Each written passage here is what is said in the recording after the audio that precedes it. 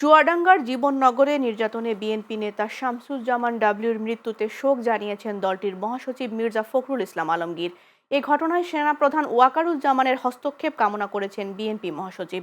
বিবৃতিতে মির্জা ফখরুল ইসলাম আলমগীর বলেন, গত রাতে চুয়াডাঙ্গার জীবননগর পৌর বিএনপির সাধারণ সম্পাদক শামসুজ্জামান ডাবলুকে নিরাপত্তা বাহিনীর কতিপয় সদস্য অস্ত্র উদ্ধারের নামে ধরে নিয়ে গিয়ে নির্যাতন চালায়।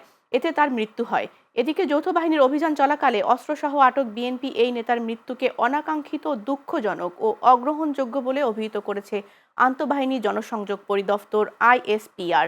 এই ঘটনায় সংশ্লিষ্ট ক্যাম্প কমান্ডার সহ অভিযানে অংশগ্রহণকারী সব সেনা সদস্যকে এরই মধ্যে সেনানিবাসে প্রত্যাহার করা হয়েছে বলে জানানো হয়েছে। একই সঙ্গে ঘটনার সঠিক কারণ উদ্ঘাটনে একটি উচ্চপদস্থ তদন্ত কমিটি গঠন করা হয়েছে।